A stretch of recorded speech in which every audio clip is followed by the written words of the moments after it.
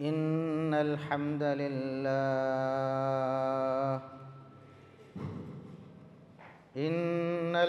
لله نحمده ونستعينه ونستغفره ونعوذ بالله من شرور أنفسنا ومن سيئات أعمالنا من يهده الله فلا مضل له ومن يضلل فلا هادي له أشهد أن لا إله إلا الله وحده لا شريك له وأشهد أن محمدًا عبده ورسوله اللهم صل على محمد وعلى آل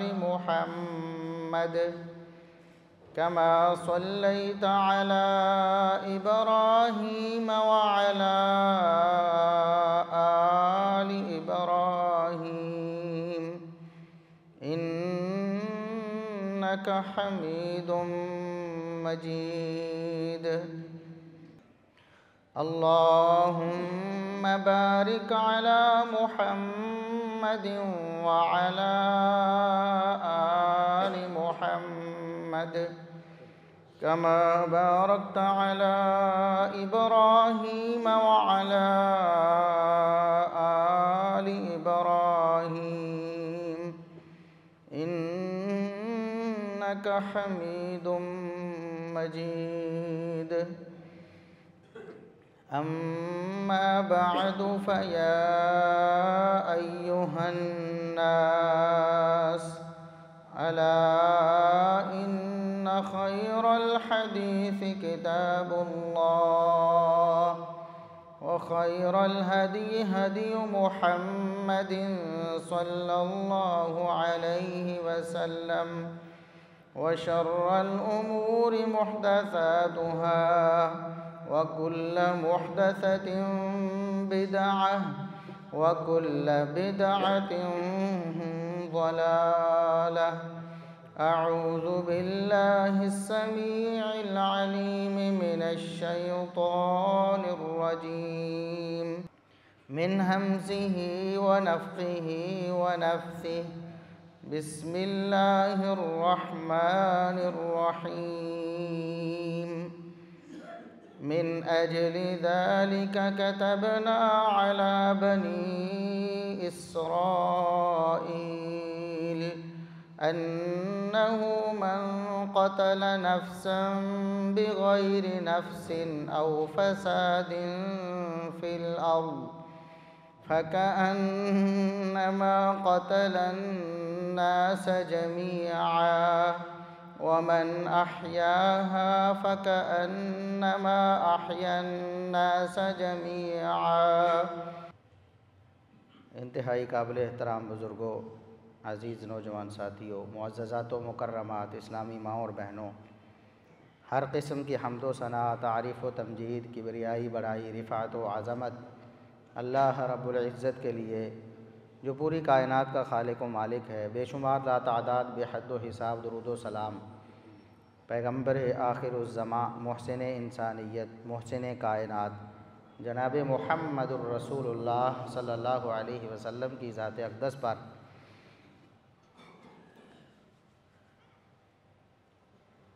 ایک انسان کی جان کتنی قیمتی ہے، کتاب و سنت کے دلائل اس پر بہت واضح ہیں کہ ایک انسان، میں مسلمان کی بات نہیں کر رہا، ایک انسان کی بات کر رہا ہوں کہ ایک انسان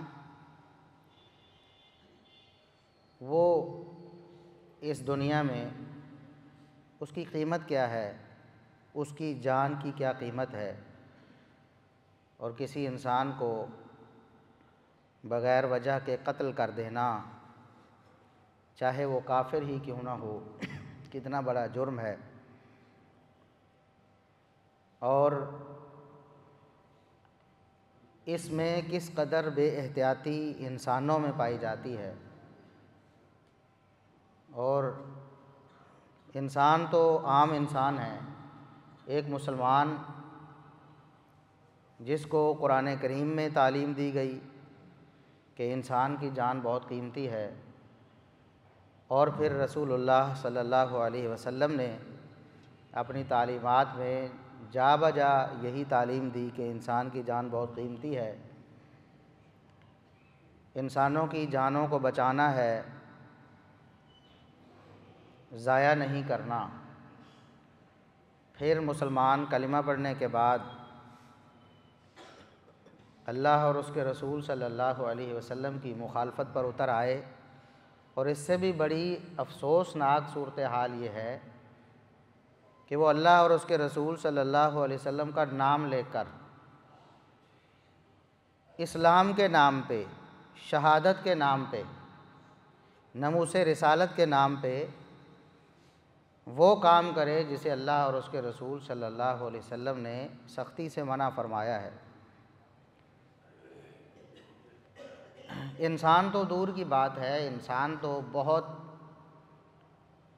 اعلیٰ مخلوق ہے، بہت اشرف مخلوق ہے۔ وَلَقَدْ كَرَّمْنَا بَنِي آدم، اللہ رب العزت نے قرآن کریم میں ارشاد فرمایا کہ آدم کے بیٹوں کو یعنی انسانوں کو ہم نے بہت عزت دی ہے، یعنی باقی مخلوقات پر، جانوروں پر، درندوں پر، چرندوں پر، پرندوں پر، پانی میں رہنے والی مخلوقات پر، زمین پر بسنے والی مخلوقات پر، جنگلوں میں رہنے والی، ہواؤں میں اڑنے والی مخلوقات پر بنی آدم کو ہم نے عزت بخشی ہے۔ تو انسان تو اعلیٰ مخلوق ہے نا، ایک جانور کو بھی ناحق قتل کرنا جرم ہے، جانور کو، اور جانور ایسا جانور جس کو اسلام نے پلید اور نجس قرار دیا ہے، کتا ہے، کتا ایک جانور ہے، ہمارے جسم کے ساتھ لگ جائے تو ہمارا جسم پلید کر دیتا ہے، نجس ہو جاتے ہم۔ ایسا جانور بھی اگر مر رہا ہو تو ہمیں تعلیم یہ ہے کہ ہم اس کی جان بچائیں، اور اگر ہم کتے کی جان بچا لیتے ہیں تو رسول اللہ صلی اللہ علیہ وسلم ہمیں جنت کا سرٹیفکیٹ دیتے۔ وہ واقعہ آپ نے بارہا سنا ہوگا کہ رسول اللہ صلی اللہ علیہ وسلم نے ارشاد فرمایا کہ ایک عورت تھی، بدکار اور فاحشہ عورت تھی، گناہگار تھی، سیاہکار تھی۔ اس نے ایک جگہ پر دیکھا کہ کنویں کے قریب ایک کتا پانی کی وجہ سے، پانی نہ ملنے کی وجہ سے تڑپ رہا ہے، اور کنویں سے پانی لینے والوں نے پانی لیا تو باہر جو کچھ بوندیں گریں تو زمین گیلی ہو گئی۔ وہ کتا لاچاری کی حالت میں اس گیلی جگہ پر اپنی زبان مار کے کچھ تری حاصل کرنے کی کوشش کر رہا ہے، یعنی بہت لاچار ہے۔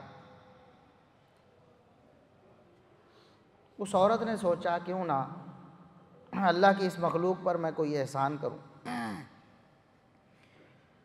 اس کی جان بچاؤں۔ اس نے، اس فاحشہ عورت نے اپنا دوپٹہ اتارا، اپنے جوتے کے ساتھ باندھا، جوتا اس کے ساتھ باندھا، اس کو کنویں میں لٹکایا اور خود لٹک کر مشکل سے جوتے میں پانی نکالا اور اس کتے کو پلایا۔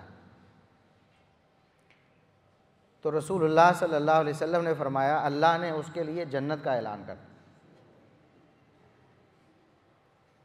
یہ تو جانور ہے اور پلید جانور ہے، ناپاک جانور ہے۔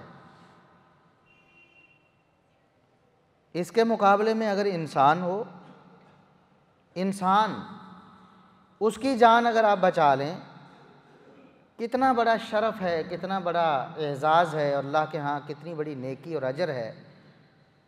اور اگر اس کے برعکس ایک بلی کو اگر آپ مار دیں جان بوجھ کر،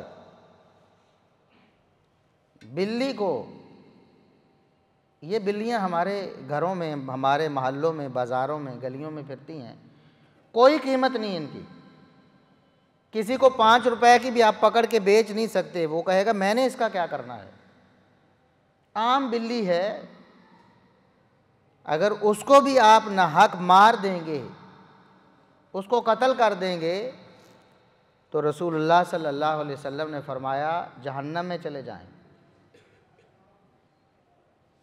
آپ صلی اللہ علیہ وسلم نے واقعہ بیان فرمایا کہ ایک عورت ایک بلی کی وجہ سے جہنم میں چلی گئی، بلی کی وجہ سے۔ اس نے کیا کیا، بلی کو باندھ لیا، اور باندھنے کے بعد ظاہر ہے کہ بلی کھلی ہوتی تو خود اپنا شکار تلاش کرتی، کھانے پینے کا سامان بندوبست کرتی، اس نے باندھ دیا، پھر اس کو خوراک بھی نہیں دی، اس کو باندھ لیا اور خوراک دیے بغیر اس کو بھوکا مار دیا، تو رسول اللہ صلی اللہ علیہ وسلم نے فرمایا اللہ نے اس عورت کو جہنم میں داخل کر دیا۔ تو جس اسلام میں جانوروں کے اتنے حقوق ہیں، یہ جانوروں کی جان ناحق تلف کرنا اتنا بڑا جرم ہے کہ انسان جہنم میں چلا جاتا ہے، اور جس اسلام اور جس دین میں، جس نبی صلی اللہ علیہ وسلم کی تعلیمات میں ایک کتے کی جان بچانے سے آپ جنت میں چلے جاتے ہیں، تو اس نبی کی تعلیم میں انسان کی جان کی کیا حرمت اور کیا قیمت ہے۔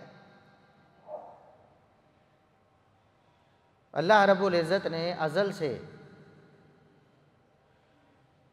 یہ اعلان کر دیا، فیصلہ کر دیا، پہلے ہی آدم علیہ السلام کے 2 بیٹوں کا واقعہ ہو گیا، ایک نے دوسرے کو قتل کر دیا، تو اللہ رب العزت نے فرمایا ہم نے شروع سے یہ اعلان کر دیا من اجل ذالک کتبنا علی بنی اسرائیل انہ من قتل نفسا بغیر نفس او فساد فی الارض فکأنما قتل الناس جمیعا، جس نے کوئی ایک انسان، ایک جان ناحق ضائع کر دی، بغیر کسی سبب کے اس کو قتل کر دیا، اور بغیر سبب کے قتل کرنے کی ذرا وضاحت بھی یہاں سن لیں۔ بغیر سبب کے قتل کرنا، سبب کے ساتھ قتل کرنا یہ ہے کہ ایک انسان نے کسی کو قتل کیا ہے تو اسلامی حکومت اس کو قتل کروائے گی سزا کے طور پر، آپ خود نہیں کریں گے میرے باپ کو اس نے مارا، میرے بھائی کو مارا تو میں نے اس کو مار دی، نہیں، اگر آپ ایسا کریں گے تو آپ پھر بھی ناحق قتل کریں، پھر بھی ناحق قتل کر رہے ہوں گے۔ حق اسلامی حکومت کو ہے، عدالت، اسلامی عدالت فیصلہ کرے گی، اسلامی حکومت قتل کرے گی، آپ کے پاس اختیار نہیں ہے، آپ کریں گے تو آپ ناحق ہی کریں گے۔ ایک جان کو ناحق قتل کر دیا تو گویا کہ اس نے پوری انسانیت کو قتل کر دیا۔ ایک انسان کو قتل کرنا اتنا جرم ہے، ایک انسان کی جان اتنی قیمتی ہے کہ گویا کہ اس نے ساری انسانیت کو قتل کر دیا، جس میں انبیاء بھی ہیں، صلحاء بھی ہیں، صحابہ بھی ہیں، اولیاء بھی ہیں۔ اللہ رب العزت نے یہ نہیں فرمایا کہ کسی ایک مسلمان کو قتل کر دیا تو گویا پوری انسانیت کو قتل کر دیا، فرمایا ایک انسان کو، من قتل نفسا، ایک جان کو، مسلمان ہے کافر ہے یہ بحث ہی نہیں، یہاں پر ایک جان کو قتل کر دیا، اس میں سارے کفار آتے ہیں سوائے حربی کافروں کے۔ حربی کافر اسے کہتے ہیں جس کی آپ کے ساتھ اعلانیہ جنگ ہے، اسلامی حکومت کے ساتھ اس نے ٹکر لی ہے کہ ہم اسلام کے دشمن ہیں، مسلمانوں کے دشمن ہیں، ہم آپ پر حملہ کر رہے ہیں، تو 2 قوتوں کی، 2 مملکتوں کی، 2 ملکوں کی آپس میں جنگ ہو جاتی ہے۔ پھر ظاہر ہے کہ جو حملہ کر رہا ہے وہ اعلانیہ طور پر ہمارا دشمن ہے، وہ ہمارے قتل کے درپے ہے، تو پھر ہم اپنی حکومت سے مل کر اس کو قتل کر سکتے ہیں، اپنی حکومت کے فوجی اور سپاہی بن کر، وہ بھی حکومت کے کہنے پہ۔ اس کے علاوہ ہم کسی کافر کو قتل نہیں کر سکتے، وہ ہمارے ملک میں رہتا ہے یا ملک سے باہر رہتا ہے،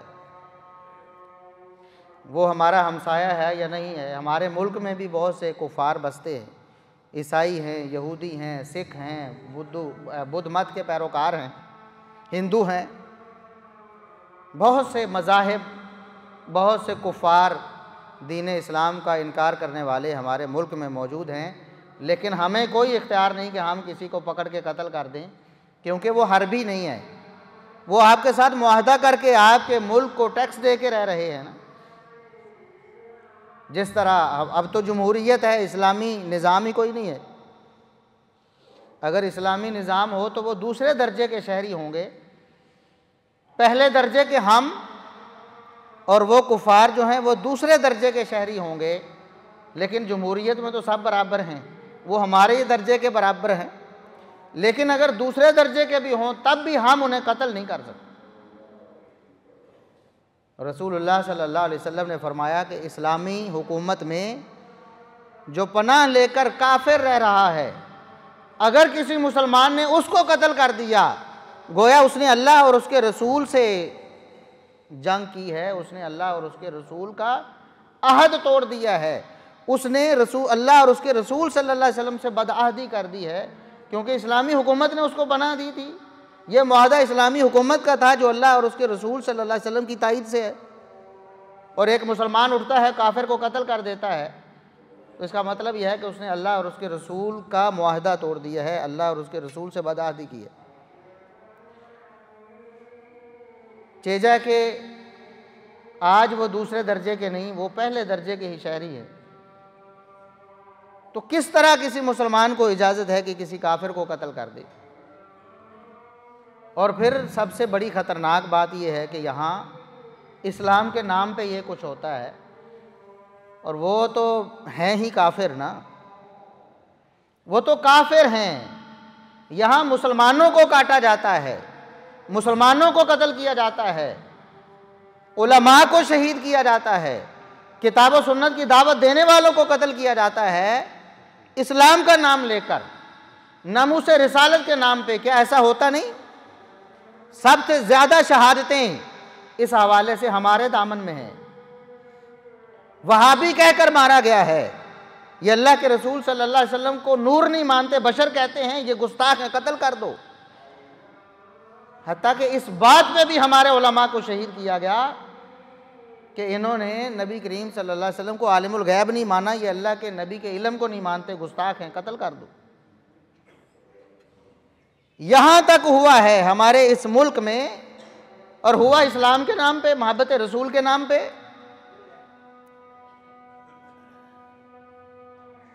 اور پھر اگر بالفرض خدا نخواستہ کوئی شخص رسول اللہ صلی اللہ علیہ وسلم کی گستاخی کا ارتکاب کر لیتا ہے، ہمارے اس ملک میں رہتے ہوئے جہاں قانون موجود ہے توہین رسالت کا،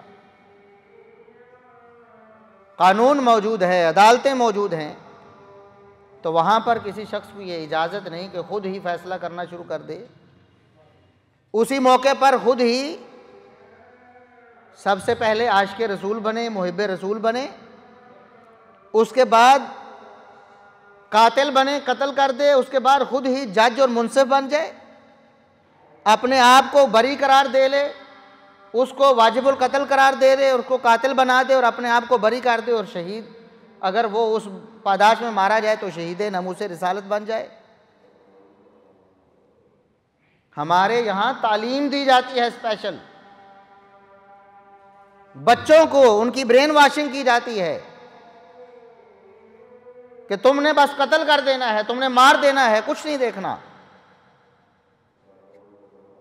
میں پہلے بھی عرض کر چکا ہوں، پہلے کچھ عرصہ پہلے، پچھلے سال کی بات ہے، کچھ مہینے پہلے کی، کہ ایک مسلمان کی جان گئی تھی ناموس رسالت کا نعرہ مار کے، اور وہ جھوٹ ثابت ہوا، بعد میں ذاتی عداوت اور دشمنی ثابت ہوئی۔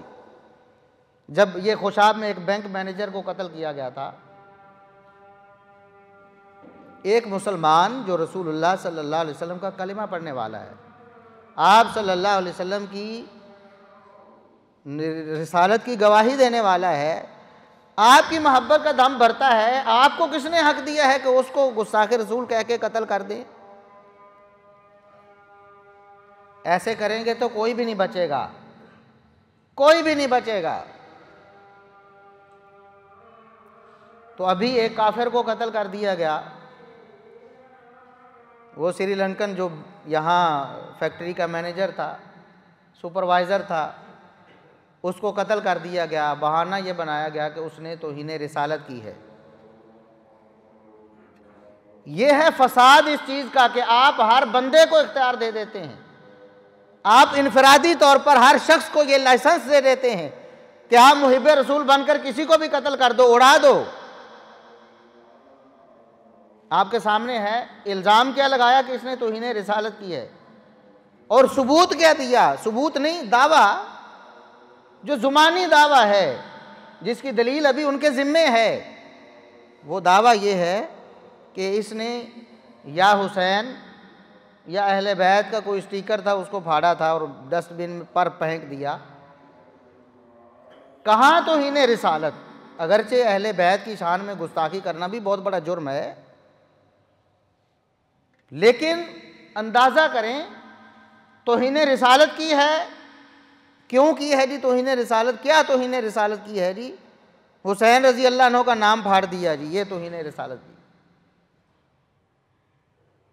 اور جب آگے تفتیش ہوگی، تحقیق ہوگی، پتہ نہیں یہ بات بھی ثابت ہونی ہے۔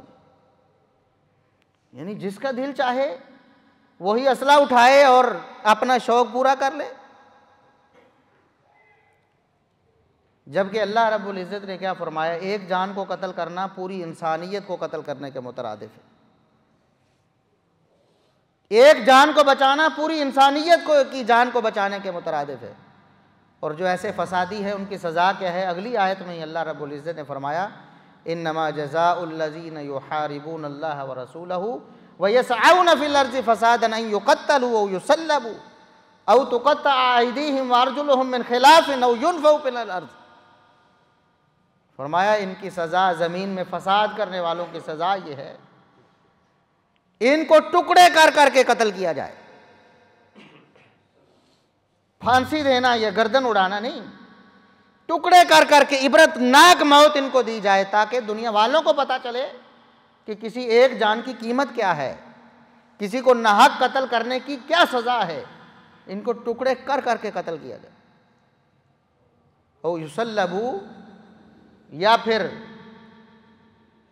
سولی پہ لٹکایا جائے، اندر کال کوٹھڑی میں نہیں، وہاں نہیں، باہر بازار میں لٹکایا جائے، نشان عبرت بنا دیا جائے، وہاں پر ان کو سولی پر لٹکا کر تڑپا تڑپا کر مارا جائے، اور پھر پرندے گرد ان کی لاشوں کو نوچیں۔ یہ ظالم عبرت کا نشان بنے ان لوگوں کے لیے جو دیکھ رہے ہیں کہ ہم نے کسی جان کا ناحق قتل نہیں کرنا۔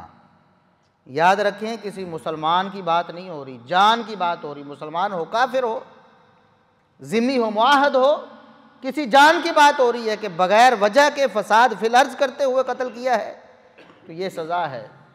او تقطع ایدیہم وارجلہم من خلاف، اور پھر جرم کی نوعیت ہے، کچھ مجرم ہیں، قتل کرنے والے ہیں بالفعل، اور کچھ سہولت کار ہیں، کچھ مددگار ہیں، کچھ معاون ہیں۔ فرمایا ان کو بھی ساتھ کم از کم ان کے ہاتھ اور ان کی ٹانگیں مخالف سمت سے کاٹ دی جائیں، دایاں ہاتھ اور بائیں ٹانگ کاٹی جائے ان کی، ظالموں کی ساری زندگی لنگڑے اور لولے بن کر دنیا کے لیے عبرت کا نشان بنے رہے کہ انہوں نے ایک جان کو ناحق قتل کیا تھا۔ او ینفوا من الارض، یا اگر ان کا جرم بہت تھوڑا ہے، ان کی سہولت کاری بہت تھوڑی ہے، پھر ان کو کم از کم اسلام کی سلطنت سے دفع کر دیا جائے، ان کو دیس نکالا دے دیا جائے، جلا وطن کر دیا جائے۔ ذالک لہم خزی فی الدنیا، یہ دنیا میں ان کے لیے رسوائی ہے، وَلَهُمْ فِي الْآخِرَةِ عَذَابٌ عَظِيمٌ، آخرت میں تو بہت بڑا عذاب ہے ان کے لیے۔ آج افسوس کی بات یہ ہے کہ ممبر و محراب استعمال ہوتے ہیں اس مذموم مقصد کے لیے،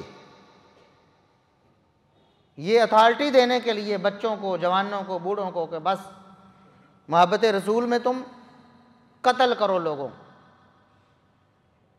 یہاں سکول استعمال ہوتے ہیں، اور زیادہ تر مسلمانوں کے خلاف ابھارا جاتا ہے۔ یہ گستاخ رسول، وہابی گستاخ رسول ہیں، اور افسوس کے ساتھ میں نام نہیں لوں گا، یہ جو تشدد پسندی ہے، شدت پسندی ہے، یہ بر صغیر میں ایک خاص مکتب فکر کے بانی کے ہاتھوں اس کا ظہور ہوا۔ اس نے لکھا اپنے فتوے میں، یہ وہابی، یہ بدترین کافر ہیں، یہ گستاخ رسول ہیں، یہ فلاں ہیں فلاں ہیں۔ اب اسی مذہب کو ماننے والے آپ کو غازی نظر آئیں گے، شہید نظر آئیں گے، شہید نموس رسالت بھی، نہ حق قتل کر کے مسلمانوں کو، علماء کرام کو، کتاب و سنت کے متوالوں کو، دیوانوں کو قتل کر کے وہ ہیرو بنتے ہیں، اور وہی آج بھی منبر و محراب استعمال ہو رہے ہیں۔ اور ابھی کچھ لوگوں نے جرأت کی ہے، ہمت کی ہے، ان کو سمجھ آیا ہے کہ ہم کس مصیبت میں پھنس گئے ہیں، ہم نے اپنی قوم کو کس راہ پہ ڈال دیا ہے، اب بولنے لگے ہیں، لیکن ان کو منبر پہ اترنا پڑتا ہے۔ ابھی وہ سلیمان مصباحی صاحب ہیں، اسی مکتب فکر کے ہیں، وہ کسی جگہ وہ درس دے رہے تھے تو انہوں نے یہی باتیں کی جو میں کر رہا ہوں کہ بھئی تمہارے پاس کیا لائسنس ہے، کسی بھی شخص کو توہین رسالت کا الزام لگا کے تم مارو گے؟ کوئی شرم کرو، یہ کس راہ پہ چل رہے ہو؟ تو انہیں ٹوک دیا گیا دوران خطبہ یا دوران وہ لیکچر، دوران درس۔ آخر وہ ممبر سے اٹھ کے چلے گئے، سوشل میڈیا پہ ویڈیو وائرل ہے۔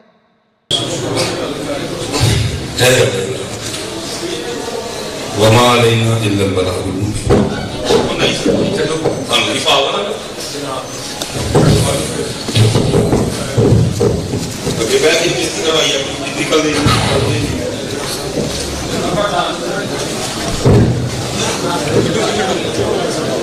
بھی ہوتا ہی کرن دے۔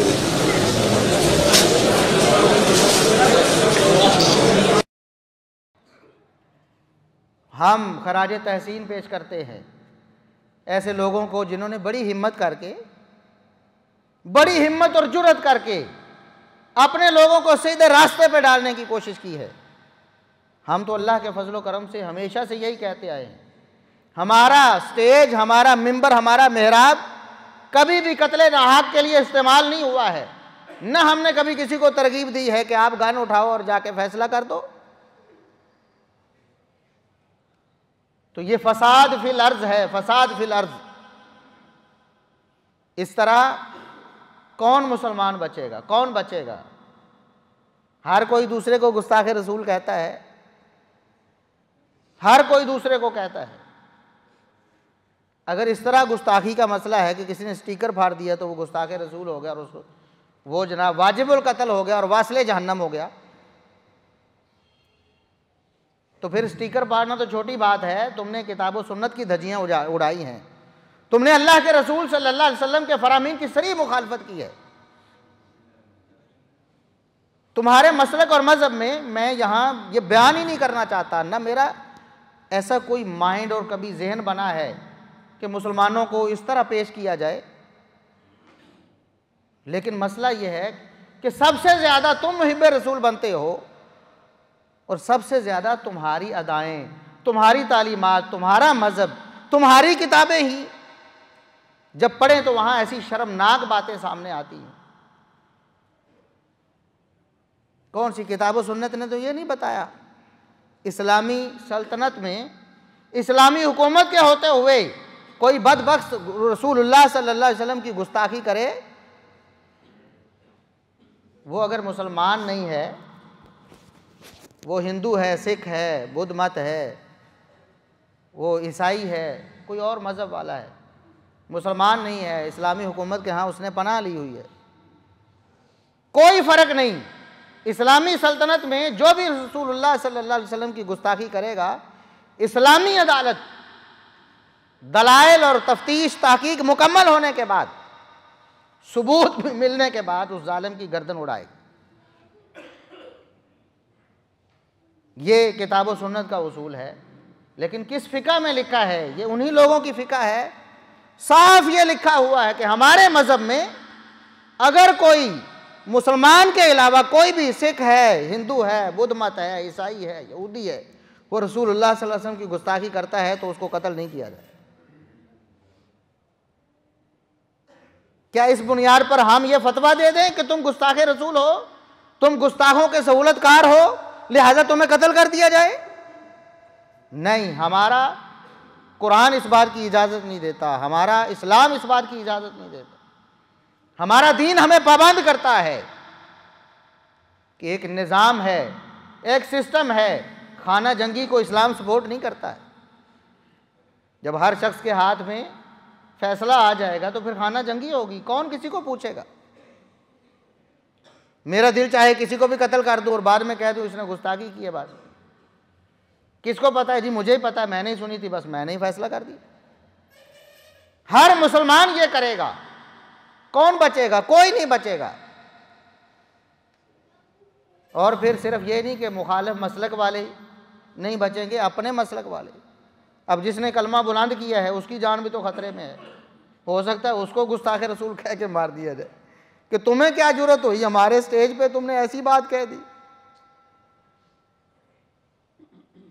اس لیے اس بات کو سمجھنا چاہیے یہ شدت پسندی کہاں سے آتی ہے اور کیوں آتی ہے، اس کی وجہ کون لوگ بن رہے ہیں، کیوں یہ ایسی شدت پسندی ملک میں پھیلائی جا رہی۔ اور اس قتل کے بعد یہ جو سری لنکن وہ فیکٹری مینیجر کا قتل ہوا ہے، اس کے بعد ایسی ویڈیوز منظر عام پہ آئی کہ باقاعدہ چھوٹے چھوٹے بچے 5 7 سال 8 سال 10 سال 12 سال ان کی برین واشنگ کی جا رہی ہے کہ بس تم نے قتل کرنا ہے، تم نے قتل کرنا ہے۔ بھائی برملا اس بات کا اعلان ہم کرتے ہیں، کسی انڈیویجول کسی انفرادی طور پر کسی شخص کے ہاتھ میں کوئی اختیار ایسا نہیں کہ وہ کسی کو قتل کر دے،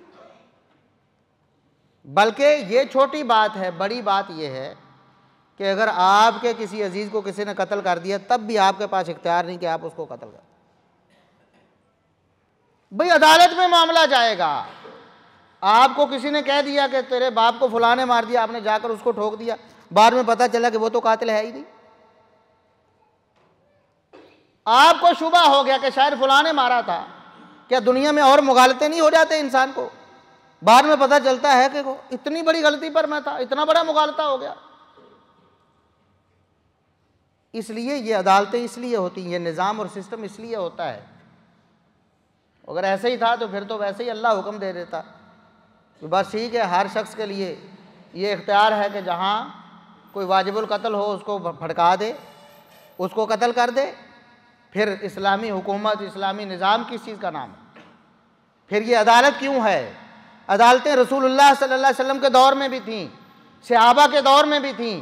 جب کسی کو کوئی مسئلہ ہوتا عدالت میں آتا، اس نے میرا حق مارا ہے، اس نے ظلم کیا ہے، اس نے قتل کیا ہے، تحقیق و تفتیش کے بعد مجرم ہوتا تو اس کو سزا ملتی۔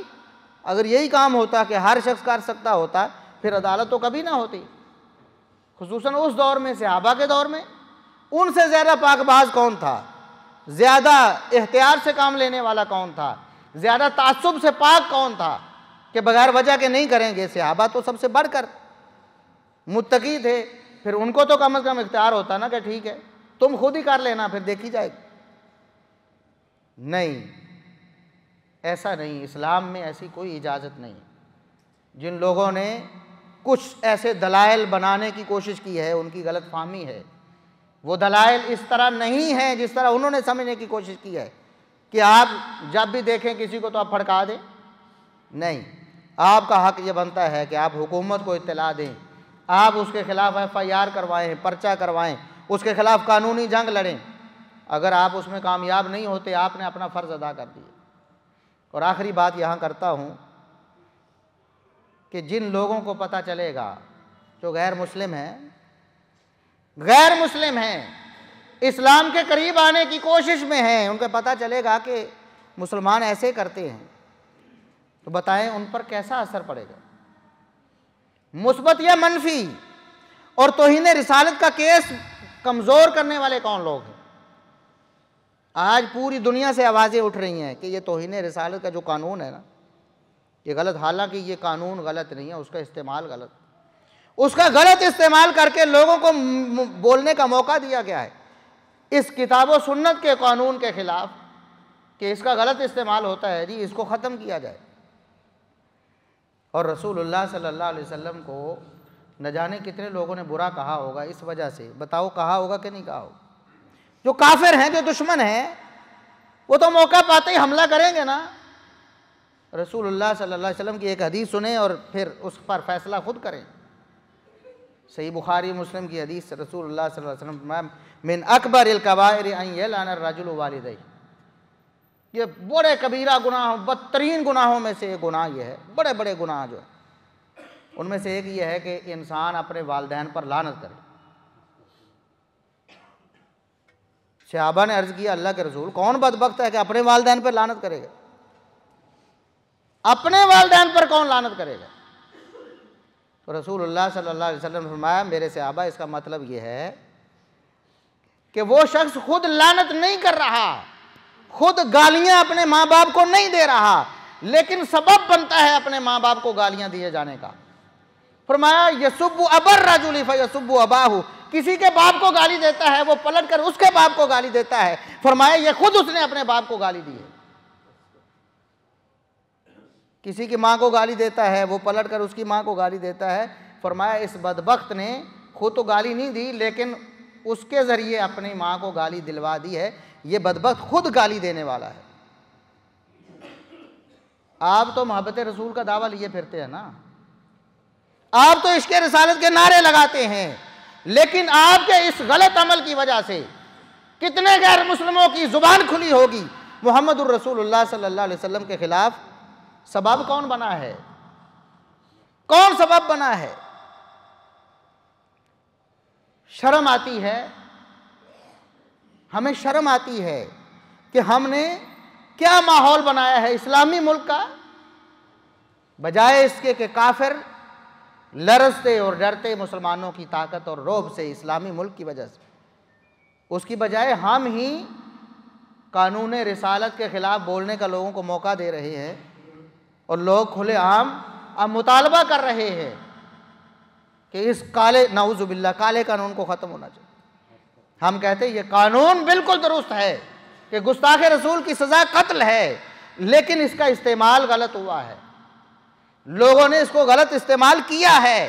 اس بات کا انکار کوئی مسلمان نہیں کر سکتا، کوئی نہیں کر سکتا کہ اس کا استعمال غلط ہوا ہے.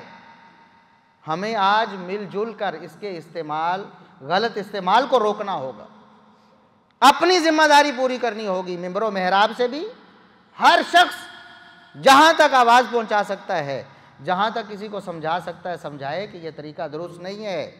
اس کی وجہ سے رسول اللہ صلی اللہ علیہ وسلم کی ناموس کے حوالے سے جو قانون عین کتاب و سنت ہے اس کے خلاف لوگوں کو بولنے کا موقع ملا ہے اور لوگ بول رہے ہیں، ان کو تو بہانا چاہیے. اللہ سے دعا ہے کہ اللہ رب العزت انسانی جان کی قدر و قیمت سمجھنے کی توفیق عطا فرمائے، اور اللہ رب العزت کبھی بھی کسی مسلمان کے ہاتھوں کسی بھی جان کے غیر نہ حق قتل کو اللہ رب العزت ہمیں ایسی توفیق نہ دے. اللہ رب العزت ہمیں محفوظ فرمائے. سبحان ربک رب العزت عما یصفون وسلام علی المرسلین والحمد للہ.